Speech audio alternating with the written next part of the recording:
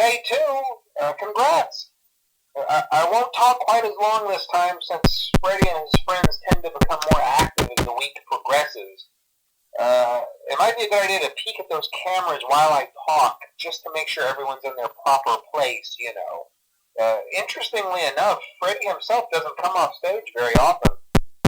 I've heard he becomes a lot more active in the dark, though, so hey, I guess that's one more reason not to run out of power, right? I also want to emphasize the importance of using your door lights. There are blind spots in your camera views, and those blind spots happen to be right outside your doors. So if you can't find something or someone on your cameras, be sure to check the door lights. You might only have a few seconds to react. Not that you would be in any danger, of course. I'm not implying that. Also, check on the curtain in Pirate Cove from time to time. The character in there seems unique in that he becomes more active if the cameras remain off for long periods of time. I guess he doesn't like being watched. I don't know. Anyway, I'm sure...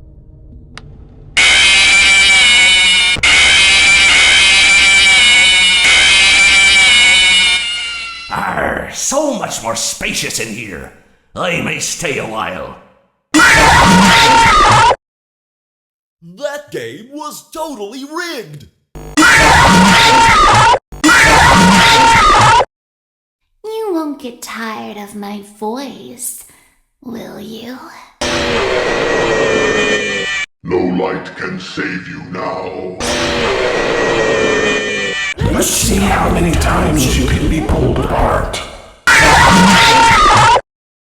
I was the first. I have seen everything. You blinked. The others are under my protection. Seeing you powerless is like music to me. The others are like animals, but I am very aware.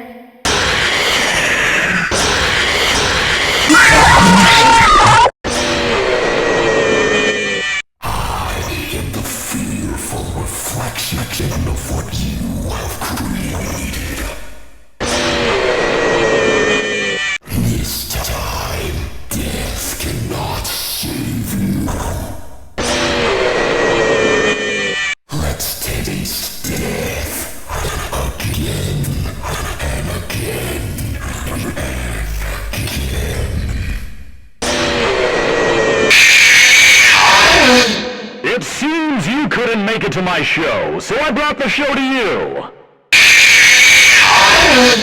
Show times are on the hour, not a moment before and not a moment later. I'm sorry, but there was never enough room on this stage for both of us. A performance was demanded of me, and now I have delivered. Encore! It's time to take your final bow! When I'm here, you play by my rules! This time, there is more than an illusion to fear. The shadow fears me. Burn with me!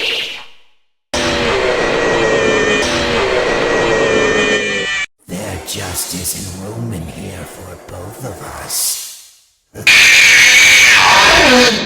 I guess you forgot about me.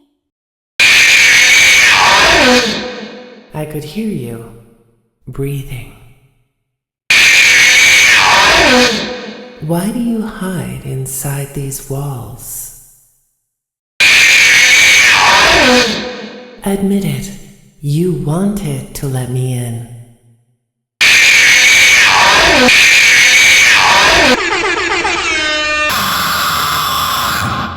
You and I don't get to talk as often as I'd like. My friend, you have met a terrible, terrible demise. But, I don't feel too bad about it. After all, if it weren't from me, it would have just been from someone else, you know? I guess what I'm trying to say is life goes on. Well, for everyone else, life goes on, not for you. You're dead. But that's neither here nor there. It reminds me of one summer day in the park. I was having just a delightful picnic with my good friend Orville. And I said to him, Orville, I have a story. And he said to me, what's the significance of the story? And I said to him, Orville, not every story has to have significance, you know. Sometimes a story is just a story. If you try to read into every little thing and find meaning in everything anyone says, you'll just drive yourself crazy. I had a friend do it once. Wasn't pretty. We talked about it for years. And not only that, but you'll likely end up believing something you shouldn't believe, and thinking something you shouldn't think, or assuming something you shouldn't assume, you know? Sometimes, I said, a story is just a story. So just be quiet for 1 second of your life and eat your sandwich, okay? Of course, it was only then I realized I'd made sandwiches, and poor Orville was having such difficulty eating it. Elephants have those clumsy hands, you know? Actually, I suppose that's the problem. They don't have hands at all, do they? They're all feet, and I couldn't imagine someone asking me to eat a sandwich with my feet. Now, if I recall correctly, there was a bakery nearby. I said to him, Orville, let me go get you some rye bread. Now, I'm unsure if elephants enjoy rye bread, but I assure you that Orville does. Now, this was on a Tuesday, which was good because rye bread was always fresh on Tuesday. They made sourdough bread on Monday and threw it out Wednesday, or rather they sold it at a discount for people wanting to feed the ducks, and then probably at the end of the day, finally, they threw it all out. I don't recall. I do remember a man who would bring his son to the bakery every Wednesday and then go feed the ducks. He would buy all of the sourdough bread. Of course, you know, you're not supposed to feed the ducks sourdough bread at all. It swells up in their stomach, and then they all die. At least that's what I've heard. You know, I never saw any ducks die myself, but I did notice a substantial decrease in the duck population over the course of a few years. I just never thought to stop the man and tell him that he was killing the ducks by feeding them sourdough bread. And if you want my opinion on the matter, and I told Orville this as well, if you want to feed ducks, or birds, or any kind for that matter, it's best to buy seed. I mean, when you think about it, breads of any sort don't occur in nature. They don't grow on trees or spring up from the bushes. I don't think birds know what to do with bread. What was I saying? Oh, yes. So I bought Orville some rye bread. What a fine day it was.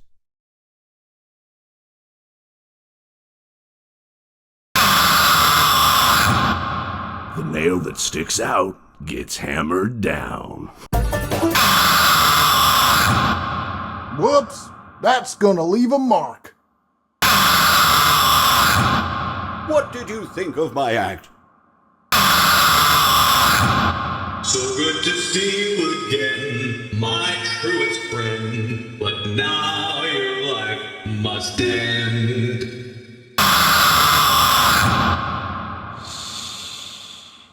It will all be over soon. Please deposit 5 coins. Please deposit 5 coins. Please deposit 5 coins. Please deposit 5 coins. Please deposit 5 coins. Please deposit 5 coins. Please deposit 5 coins. Please deposit. Please deposit. Please deposit. Please deposit 5 coins.